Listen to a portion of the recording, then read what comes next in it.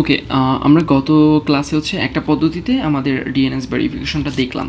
তো দেখেন এখন আরেকটা পদ্ধতিতে আমরা দেখার চেষ্টা করবো। তো হচ্ছে এখন আমরা যেহেতু ওইটা আমাদের ওয়ার্ডপ্রেস ওয়েবসাইট বলেন, ওয়ার্ডপ্রেসের ডব্লিউপি অ্যাডমিন ওইখানে গিয়েও হচ্ছে ডিএনএস মানে ডিএনএস না, তো ওয়েবসাইট মানে হচ্ছে ভেরিফাই করা যায় সার্চ কনসোলে।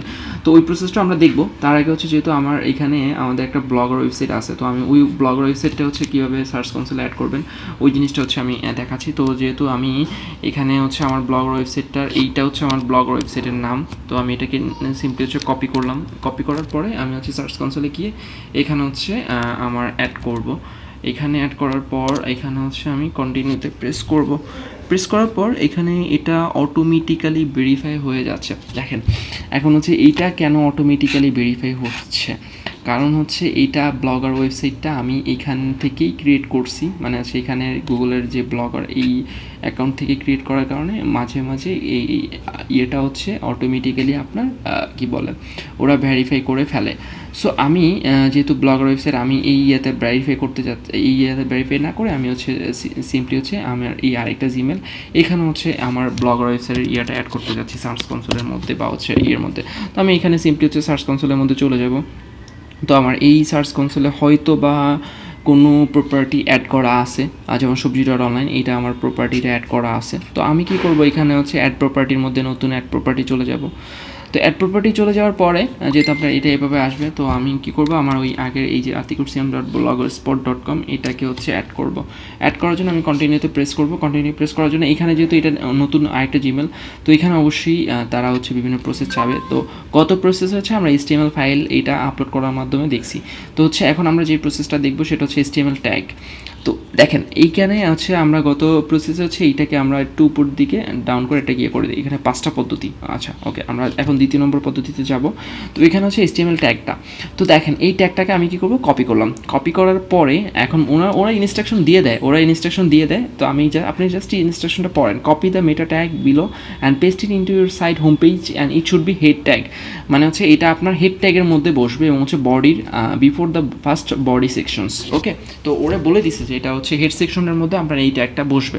তো আপনি কি করবেন, আপনার যেহেতু ওয়েবসাইট, আমার ব্লগার ওয়েবসাইট কই, এই যে আমার ব্লগার ওয়েবসাইট, তো আপনারা হচ্ছে ব্লগার ওয়েবসাইট নিয়ে যদি মানে হচ্ছে নিজেদের কোনো ডোমেনিস্টিং না থাকে তাহলে হচ্ছে ব্লগার ওয়েবসাইট সব থেকে বেস্ট অপশন। এটা ভালো ডোমেন দেয়। আপনার যদি ব্লগ লিখতে বা ইচ্ছা করে তখন আপনি এই ব্লগার ওয়েবসাইটে গুগলের একটা ফিচার্স, তো আপনি এখানে গিয়ে সিম্পলি হচ্ছে এক্সপ্লোর করে ব্লগটা হচ্ছে ক্রিয়েট করে করতে পারবেন। তো আমি কথা না বাড়াই, সময় হয়ে যাচ্ছে। তো আপনি কি করবেন, এখানে হচ্ছে আপনার ব্লগার ওয়েবসাইট থেকে সোজা, যেহেতু আমার একটা থিম ইনস্টল করা, আমি থিমের মধ্যে চলে যাব।